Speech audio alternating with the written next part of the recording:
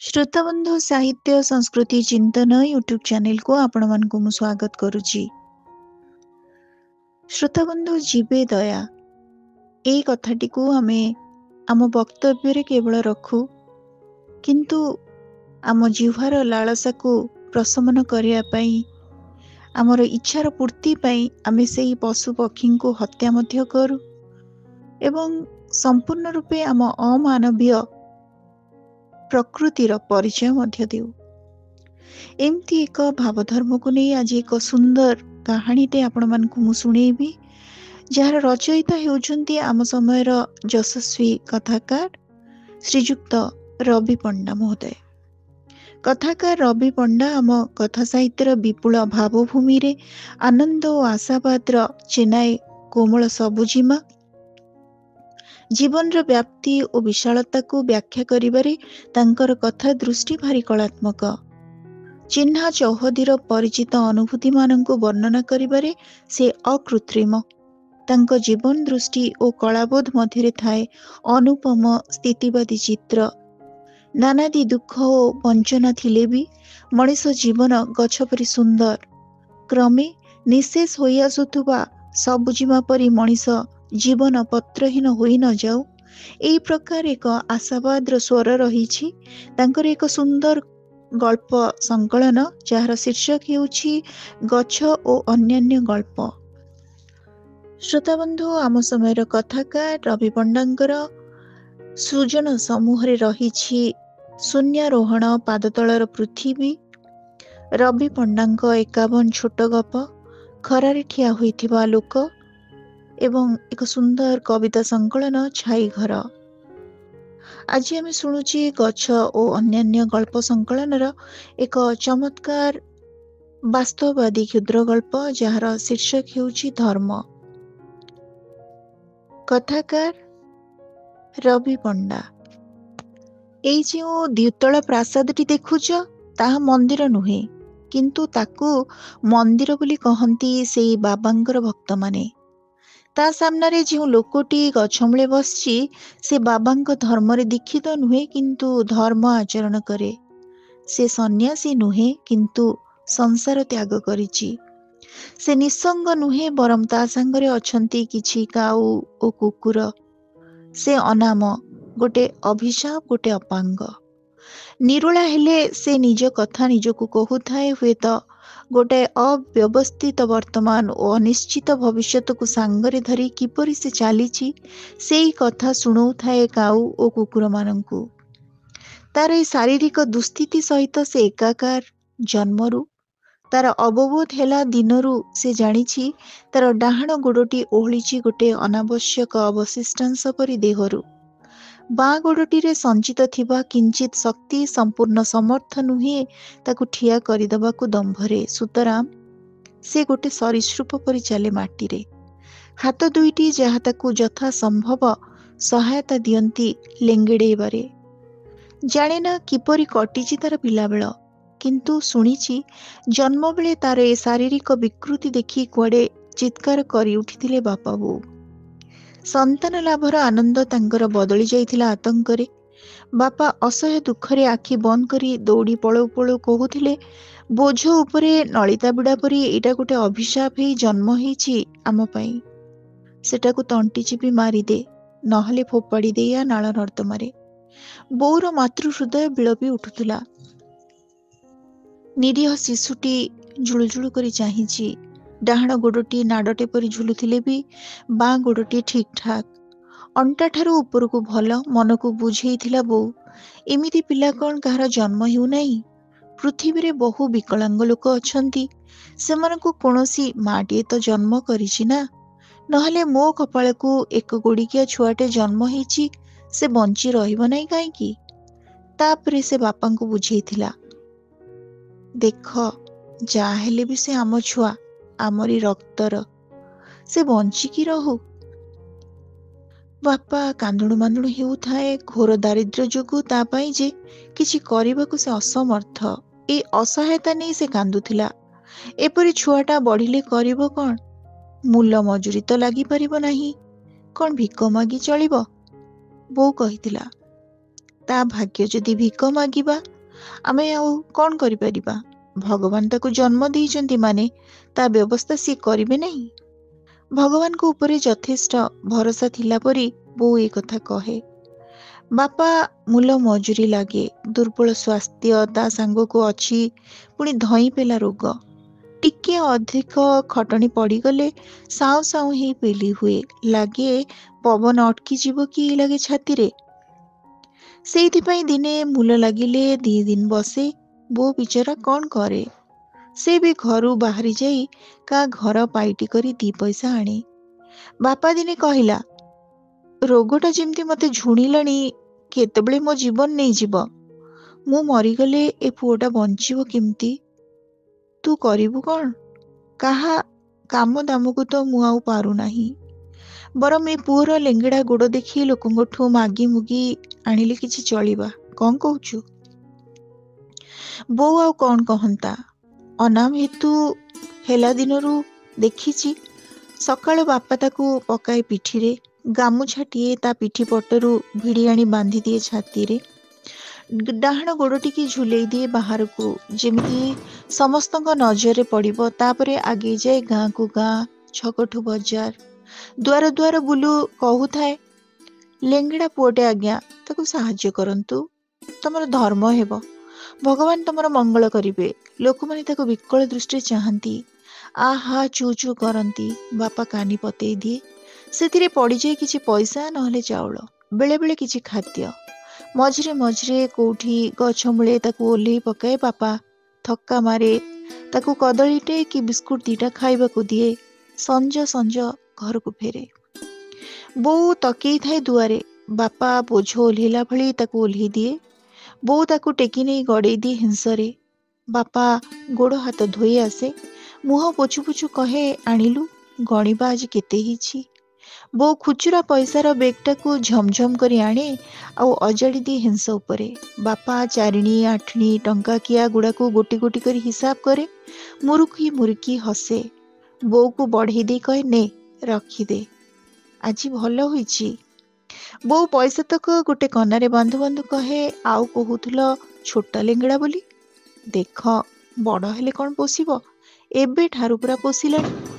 ବୋଉ ସ୍ୱରରୁ ଅହମିକାଟିଏ ଛିଟିକି ପଡ଼ୁଥାଏ। ବାପା ବି ହସିଦିଏ, ଅଭାବହୀନ ହସ। ଅନାମ ଜୁଳୁଜୁଳୁକି ଚାହିଁଥାଏ ହିଂସ ଉପରେ ପଡ଼ି। ସେ ଆଉ କିଛି ବୁଝୁ ନ ବୁଝୁ ଏତିକି ବୁଝୁଥାଏ ଯେ ବାପା ବୋଉ ତାକୁ ନେଇ ଖୁସି ଅଛନ୍ତି। ଆଉ ବୋଉ କା ଘରକୁ ପାଇଟି କରି ଯାଏ ନାହିଁ। ବାପା ତା ଛୋଟା ଗୋଡ଼କୁ ଦେଖେଇ ଯେମିତି ପଇସା ଆଣେ, ଭଲରେ ଘର ଚଳିଯାଏ। କୋଉଦିନ ଟିକେ ଅଧିକ ପଇସା ମିଳିଯାଇଥିଲେ ତା ପରଦିନ ବାପା ଯାଏନା, ଆରାମରେ ଖାଇ ପିଇ ଶୁଏ, ବିଡ଼ି ଟାଣେ, ତାକୁ ବି ନିର୍ଧୁମ ଶୋଇବାକୁ ସୁଯୋଗ ମିଳେ। ନୀତି ନୀତି ବାପାର ହାଡ଼ୁଆ ପିଠିରେ ନାଉ ହେଇ ହେଇ ତା ଛାତି ଅଣ୍ଟା ବି ଦରଜ ହୋଇଯାଇଥାଏ ନା। ଏମିତି ଦିନେ ନିର୍ଘାତ ଖରାରେ ବାପା ଓ ସେ ବୁଲି ବୁଲି ଫେରୁଛନ୍ତି ତ ବାପାକୁ ମାଡ଼ି ଆସିଲା ଧଇଁ କାଶ। ବାପା ଛାତିକି ଆଉଁସି କାଶି କାଶି ବେଦମ ହୋଇଗଲା। ଛାତିରେ ଏଣେ ଟାଣ ହୋଇ ବନ୍ଧା ହୋଇଛି ଗାମୁଛା, ଫିଟେଇ ପାରୁନାହିଁ, ବସି ବି ପାରୁନାହିଁ। ବସି ପଡ଼ିଲେ ପୁଅ ପଡ଼ିଯିବାର ଭୟ। ସେମିତି କାଶୁ କାଶୁ ହାମୁଡ଼େଇ ପଡ଼ିଲା ବାପା। ଉପରେ ନିର୍ଘାତ ଟାଣ ଖରା, ତଳେ ଡହ ଡହ ତାତିଲା ଢଳେଇ ରାସ୍ତା। ବାପା କଲ ବିକଳ ହୋଇ ରାମ୍ପୁଡ଼ି ବିଦାରି ହେଉଥାଏ। ଅଛିଣ୍ଡା କାଶଟା ତଣ୍ଟି ପାଖରେ ଲଟକି ରହିଥାଏ। ହଠାତ୍ ପୁଳାଏ ରକ୍ତ ଭକ୍ କରି ପକାଇଲା ବାପା ଓ ଚାରିକାତ ମେଲେଇ ରାସ୍ତା ଉପରେ ନିସ୍ତେଜ ହେଇଗଲା। ଦେଖାଯାଉଥାଏ ଯେମିତି ପଡ଼ିଛି ଗୋଟେ ମଲା କଇଁଚ। ପିଠିରେ ବନ୍ଧା ହେଇ ଅନାମ ଖାଲି ରଡ଼ି ଛାଡ଼ି କାନ୍ଦୁଥାଏ। ହାଉଁ ହାଉଁ ହେଉଥାଏ ତାର, କିଛି ବି କିଛି କରିବାର ଜୁ ନଥାଏ। ବାପା ସେଇଠି ମରିଗଲା। ଅପାଙ୍ଗ ଅନାମର ଗୋଟେ ଅବଲମ୍ବନ ସେଇଠି ଶେଷ ହେଇଗଲା। ତାକୁ 5-6 ବର୍ଷ ପର୍ଯ୍ୟନ୍ତ ସେ ଖାଲି ଦେଖୁଥିଲା ଯେମିତି ତାକୁ ବଞ୍ଚେଇ ରଖିବା ପାଇଁ ବୋଉ ଖାଲି ଉଡ଼ୁଛି ମା ଚଢ଼େଇଟେ ପରି, ଯୋଉଠୁ ଯାହା ପାଉଛି ଆଣି ତା ଥଣ୍ଟରେ ଗୁଞ୍ଜୁଛି। ଦିନେ ସେ କହିଲା, ବୋଉ ମତେ ନେଇଚାଲ, ଛକରେ ଛାଡ଼ି ଦେଇ ଆସିବୁ, ମୁଁ ସେଇଠି ବସି ହାତ ପତେଇବି, ମୁଁ ଏ ଗୋଡ଼କୁ ଦେଖେଇବି, ପଇସା ଦେବେ ନାହିଁ ଲୋକମାନେ। ବୋଉ କାନ୍ଦିଲା, ତା ଦିହ ମୁଣ୍ଡ ଆଉଁସି ପକେଇଲା, କହିଲା, ତତେ ଠାକୁର ଏମିତି କରି କାହିଁକି ଗଢ଼ିଲାରେ ଧନ? ମୁଁ କି ଅପରାଧ କରିଥିଲି? ତାର ଜନ୍ମ, ତାର ସ୍ଥିତି ସମ୍ପର୍କରେ କୌଣସି ଧାରଣା ନଥିଲା ଅନାମର, କେବଳ ତାର ଡାହାଣ ଗୋଡ଼ଟି ଅଚଳ ଥିବାରୁ ସେ ଯେ ଚାଲି ପାରୁନାହିଁ ଏତିକି ଅବୋଧ ଥିଲା ତାର। ସେ ତା ବୋଉ ଆଖିର ଲୁହକୁ ହାତ ବଢ଼େଇ ପୋଛିଦେଲା। କହିଲା, ବୋଉ, ଠାକୁର କିଏ? ଚମକି ପଡ଼ିଲା ବୋଉ। କିଏ ଉତ୍ତର ଦେବ? କେମିତି ବୁଝେଇବ ତାକୁ ଠାକୁର କିଏ ବୋଲି? କହିଲା, ଏ ସାରା ସଂସାରକୁ ଯିଏ ଚଳଉଛନ୍ତି ସେଇ ଠାକୁର। ସେ ଥାଆନ୍ତି କୋଉଠି ବୋଉ? ପୁଣି ଅନାମ ପଚାରିଲା। ତାଙ୍କର ଠିକଣା କି ଜାଣିଛି ସେ? ତଥାପି ପୁଅକୁ ବୁଝେଇ ଦେଲା, ସବୁଠି ଓ ସମସ୍ତଙ୍କ ଦେହରେ।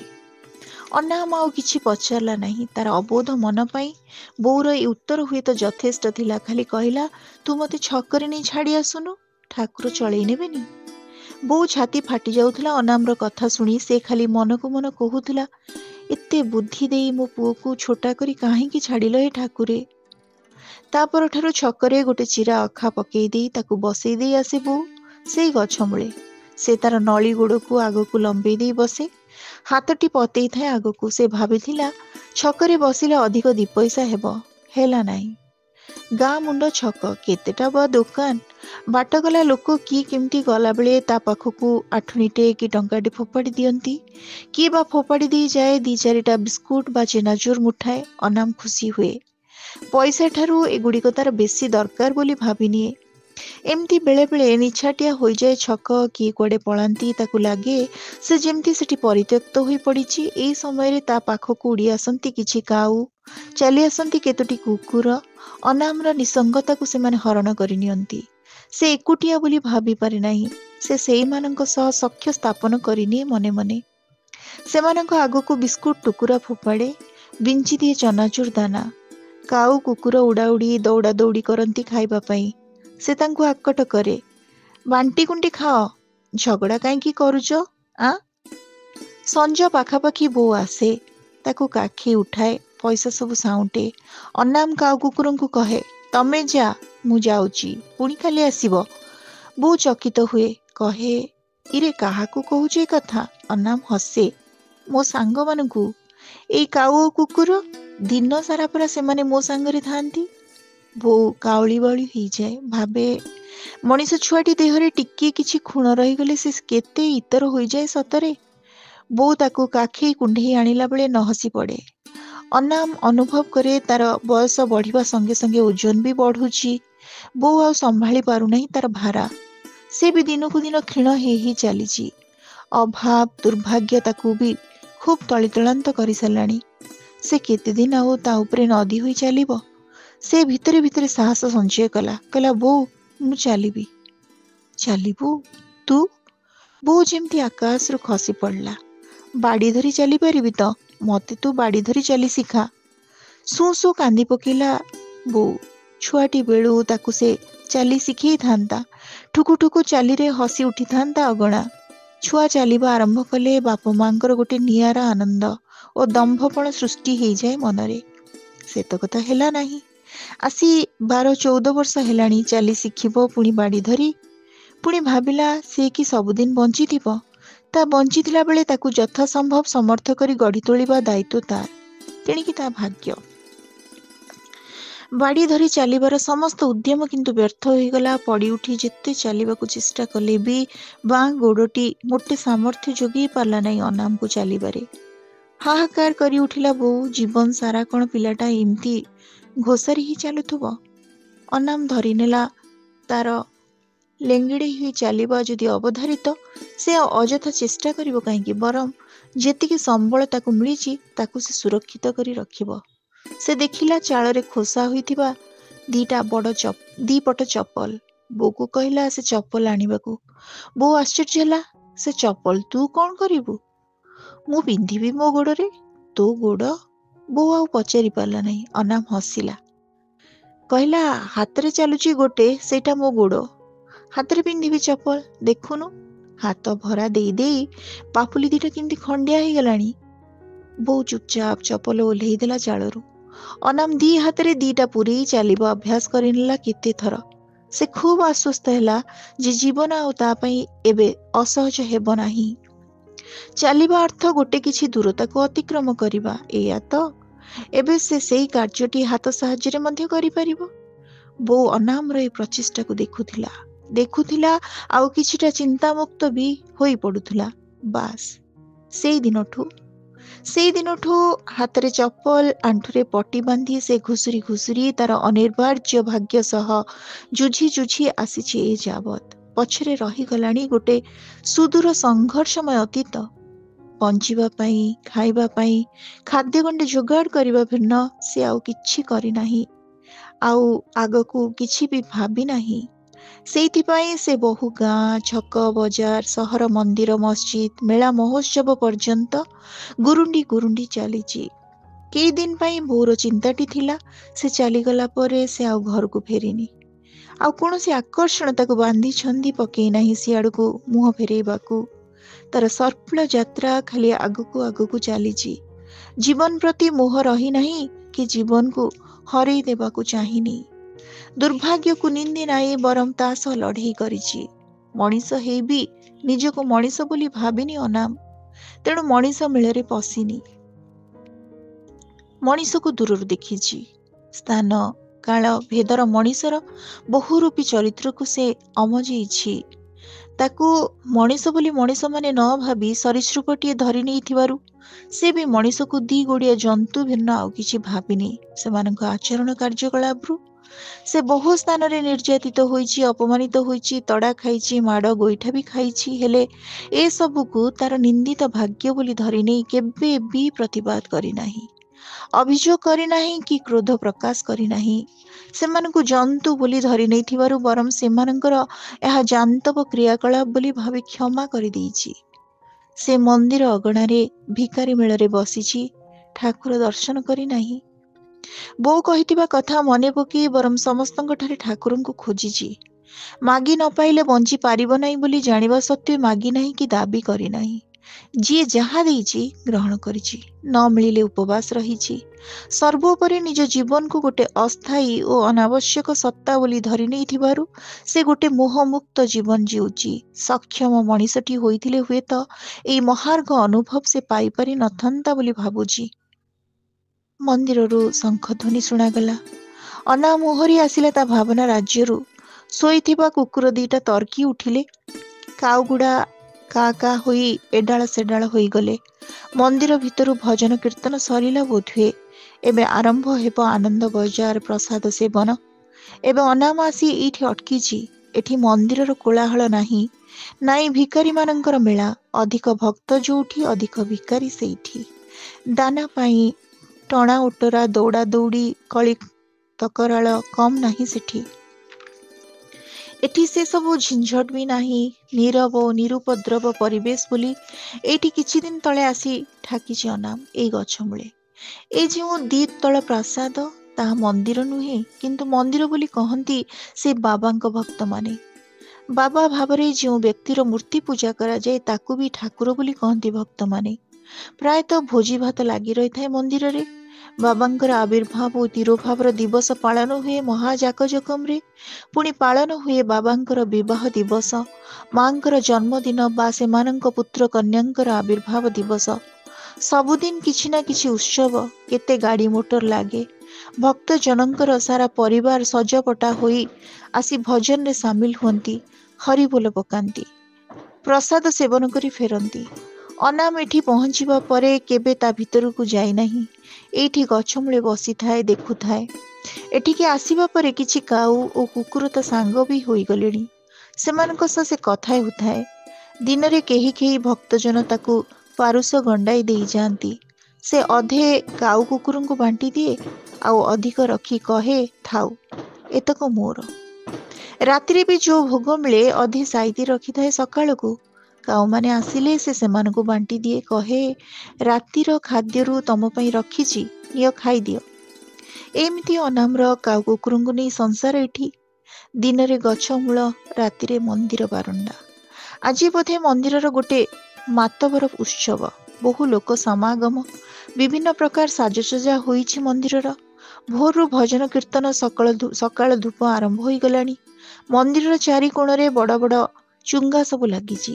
ତା ଭିତରୁ ଭଜନ କୀର୍ତ୍ତନର ସ୍ୱର କାହିଁ କେତେ ଦୂର ପର୍ଯ୍ୟନ୍ତ ଜଣେଇ ଦଉଛି ଯେ ଏଠି ଠାକୁରଙ୍କର ମାତବର ମହୋତ୍ସବ ଲାଗିଛି ବୋଲି। ଖଣ୍ଡମଣ୍ଡଳ କମ୍ପୁଛି। ଅନାମ ସକାଳୁ ଗଛମୂଳେ ବସି ସବୁ ଦେଖୁଛି। ରୋଷ ଘରୁ ବିଭିନ୍ନ ଖାଦ୍ୟ ପ୍ରସ୍ତୁତିର ସୁମିଷ୍ଟ ବାସ୍ନା ଭାସି ଆସୁଛି ପବନରେ। ଟକଳା କୁକୁର ଗୁଡା ଏପଟ ସେପଟ ହେଉଛନ୍ତି, ଦୌଡ଼ା ଦୌଡ଼ି କରୁଛନ୍ତି। ଅନାମ ସେମାନଙ୍କର ଅସ୍ଥିର ଭାବ ଦେଖୁଛି, ହସୁଛି, ଆଗଟ କରୁଛି। ରୁହ, ଆଉ ଟିକେ ଯାଉ, ଏତେ ବ୍ୟସ୍ତ କାହିଁ ହଉଛ? ଭିତରେ ବୋଧେ ପ୍ରସାଦ ସେବନ ଆରମ୍ଭ ହୋଇଗଲାଣି। ଆଉ ଅଳ୍ପ ସମୟ ପରେ କେହି ଭକ୍ତ ହୁଏତ ପ୍ରସାଦ ପୁଳାଇ ଆଣି ଅଜାଡ଼ି ଦେବ ତା ଥାଳିରେ। ତାକୁ ବି ଖୁବ୍ ଭୋକ ଲାଗିଲାଣି, କିନ୍ତୁ କାହିଁ? ଭକ୍ତମାନେ ଖାଇ ପିଇ ଫେରିବା ଆରମ୍ଭ କଲେଣି। ପତଳା ହୋଇଗଲାଣି ଜନଗହଳି।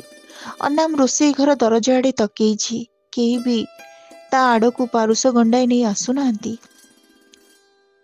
କୁକୁର ଦିଟା ଧକେଇଲେଣି। କାଉମାନେ କା କା ହେଇ ବ୍ୟସ୍ତ କଲେଣି। ଅନାମ ଜଣେ ଭକ୍ତଙ୍କୁ କାକୁତି ମିନତିର ଠାରରେ ମାଗିଲା, ମତେ ଗଣ୍ଡେ ମିଳୁ। ଭକ୍ତଟି ବ୍ୟସ୍ତ ହେଲା। ଭିକାରୀଟାକୁ ଏଯାଏ ପ୍ରସାଦ ଗଣ୍ଡାଇ ଦିଆଯାଏ ନାହିଁ, ଏଟା ଗୋଟେ ଘୋର ଅନ୍ୟାୟ କଥା। ଏଇଆ ଜଣା ପଡ଼ିଲା ତା ଢଙ୍ଗ ଢାଙ୍ଗରୁ। ସେ ଭିତରକୁ ପଶିଲା ଓ ତରତର ହେଇ ପ୍ରସାଦ ପୁଳାଏ ଧରି ତା ଆଡ଼କୁ ନେଇ ଆସୁଥିଲା ତ କେତେଜଣ ପଛରୁ ହାଉଳି ଖାଇଲା ଭଳି ଡାକିଲେ, ହେ ହେ, କାହାକୁ ଦବାକୁ ନଉଛ ସେସବୁ? ହାଁ? ଲୋକଟି ଅଟକିଗଲା। ଅନାମ ଷଣ୍ଢା ଟିକେ ଚାହିଁଲା। 2-3 ଜଣ ପୁରୁଖା ଭକ୍ତ ଦାନ୍ତ ଖୁଣ୍ଟୁ ଖୁଣ୍ଟୁ ତା ଆଡ଼କୁ ମାଡ଼ି ଆସୁଛନ୍ତି। ପ୍ରସାଦ ଆଣୁଥିବା ଲୋକଟି କହିଲା, ଏଇ ଛୋଟଟାକୁ ଦବାକୁ ନଉଛି, ବିଚାରା ଗଛ ମୂଳେ କେବେଠୁ ପଡ଼ିଛି। ପୁରୁଖା ଭକ୍ତ ତିନିଏ ଖିଙ୍କାରି ହେଲେ, କହିଲେ, ଏ ଛୋଟା ଲେଙ୍ଗେଡ଼ାଟା ମହା ବଦମାସ, ତାକୁ ମୁଠେ ବି ପ୍ରସାଦ ଦିଅ ନାହିଁ। ଆମେ ତାକୁ ଦୟା ପାଇଁ ଦବା, ସିଏ କାଉ କୁକୁରଙ୍କୁ ବାଣ୍ଟିବ। ଏମିତି ସବୁବେଳେ କରୁଛି ପରା, ମୋଟେ ଦିଅ ନାହିଁ ସେଟାକୁ। ପ୍ରସାଦ ଧରିଥିବା ଲୋକଟି ପ୍ରତିବାଦ କଲା, ଛାଡ଼ ହୋ, ଆମେ ତାକୁ ଦେଇଦବା, ସିଏ ଖାଉ ବା ବାଣ୍ଟୁ। ପ୍ରସାଦ ପରା କାହାକୁ ମନା କରାଯାଏ ନାହିଁ। ହଁ, କଣ କହିଲ? ଚିଙ୍କି ଆସିଲେ ତିନିହେଁ। ବାଣ୍ଟିବ ଏ କାଉ କୁକୁର ଗୁଡ଼ାଙ୍କୁ? ବାବାଙ୍କ ପ୍ରସାଦ କଣ ଏତେ ଶସ୍ତା ପଡ଼ିଛି? ହାଏ? ଅନାମ ବ୍ୟସ୍ତ ହେଲା। ତା ପାଇଁ ଝଗଡ଼ା ଆରମ୍ଭ ହୋଇଗଲାଣି ଏଠି। ବିକଳ ହେଇ କହିଲା, ଆଜ୍ଞା ମାନେ, କାଉ କୁକୁର ହେଲେ ବି ସେମାନେ ତ ଜୀବ ନା। ଜୀବ? ପୁଣି ତିନିହେଁ ମାଡ଼ି ଆସିଲେ। ମାଗି ଆଣି ଦେଇ ପୁଣ୍ୟ? ବା, ଘରୁ ଆଣି ଦଉନୁ। ଯଦି କାଢ଼ପଣ ଅଛି ନିଜେ ତ ମାଗନ୍ତା, ପୁଣି ବୋଲାଉଛି ଦାତା। ଅନାମ କହିଲା, ମୁଁ ତ ଆଜ୍ଞା ଅଧିକ ନିଏ ନା। ମତେ ଯେତିକି ଦିଅ ସେଇଥିରୁ ମୁଁ ଅଧେ ସେମାନଙ୍କୁ ଦେଇଦିଏ। ପାଖରେ ଥିବା ପ୍ରାଣୀମାନଙ୍କୁ ଭୋକିଲା ରଖି ମୁଁ ଖାଆନ୍ତି କିପରି? ତିନିହେଁ ତାକୁ ବେଦମ ଗାଳି ଫଜିତ କଲେ। ସେମାନଙ୍କ ହୋ ହଲ୍ଲା ଶୁଣି ଆଉ କିଛି ଲୋକ ବି ରୁଣ୍ଡ ହୋଇଗଲେ ସେଠାରେ। ସମସ୍ତଙ୍କ ମୁହଁରେ ସେଇ କଥା, ନିଜେ ମାଗନ୍ତା, ମାଗି ଖାଉଛି, ପୁଣି କାଉ କୁକୁରଙ୍କୁ ବାଣ୍ଟି ଦାତା ଦେଖଉଛି। ଅନାମ ବିବ୍ରତ ହେଇଗଲା, ବିଲକୁଲ ବିରକ୍ତ ହେଇଗଲା ଏ କଥା ଶୁଣି। କହିଲା, ନେଇଯା ତମ ପ୍ରସାଦ। ପ୍ରକୃତରେ ତମର ଜ୍ଞାନ ଉଦୟ ହେଇନାହିଁ। ଧର୍ମ ନାମରେ ତମେ ଗୁଡ଼ା ଭଣ୍ଡ। ସକଳ ଘଟେ ନାରାୟଣ, ଏ କଥା ଯଦି ବୁଝିନ, କି ଧର୍ମ କରୁଛ ଏଠି? କି ଭଜନ କୀର୍ତ୍ତନ? ହାଁ? ଅନାମର ଏଇ ତାଚ୍ଛଲ୍ୟ ପୁରୁଖା ଭକ୍ତମାନଙ୍କୁ ଉଦ୍ଭ୍ରାନ୍ତ କରି ପକେଇଲା। ଏ ଅପମାନ ସେମାନଙ୍କ ପକ୍ଷେ ସହ୍ୟ କରିବା ଅସମ୍ଭବ। ସେମାନେ ଭଣ୍ଡ, ସେମାନେ ଠକ, ସେମାନଙ୍କର ଜ୍ଞାନ ଉଦୟ ହୁଏ ନାହିଁ। ଏ ଲେଙ୍ଗେଡ଼ାଟା ତାଙ୍କୁ ତ କମ୍ କଥା କହିଲା ନାହିଁ। ସେମାନେ କିଳିକିଳା ନାଦ କରି ଧାଇଁ ଆସିଲେ। ଅନାମର କନ୍ଥା କନ୍ଥୁଡ଼ି ଯାହା ଥିଲା ଭିଡ଼ି ଓଟାରି ଫୋପାଡ଼ି ଦେଲେ। ତାକୁ ଘୋଷାରି ଘୋଷାରି ନେଇ ମନ୍ଦିର ସୀମା ପାର କରେଇ ଦେଲେ। ଧମକେଇଲେ, ଶଳା, ଆଉଥରେ ଏ ଗଛ ମୂଳକୁ ଆଇଛୁ ତ ଟାଙ୍ଗିଦେବୁ ସେଇଠି।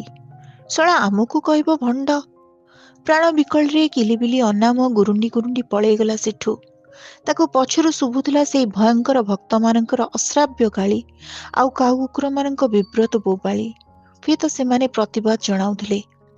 ଏ ଘଟଣା ଘଟିବାର ବେଶ କିଛି ଦିନ ହୋଇଗଲାଣି। ହେଲେ ଏବେ ବି ଠିକ୍ ଆଗ ଭଳି ନିତ୍ୟ ନୈମିତ୍ତିକ ଭାବେ କାଉ କୁକୁର ସେଠାକୁ ଆସନ୍ତି, ଗଛମୂଳେ ବୁଲନ୍ତି, ମନ୍ଦିର ବାରଣ୍ଡାରେ ମଳତ୍ୟାଗ କରି ଚାଲିଯାଆନ୍ତି।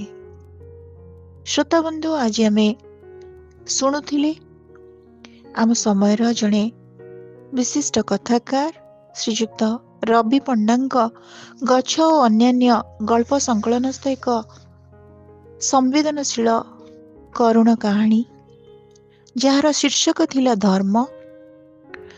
ଆଜିର এই ଅଡ଼ିଓଟି ଆପଣମାନଙ୍କୁ କେମିତି ଲାଗିଲା? ଆପଣମାନଙ୍କ ମତାମତ ଅପେକ୍ଷାରେ ରହୁଛି। ଧନ୍ୟବାଦ।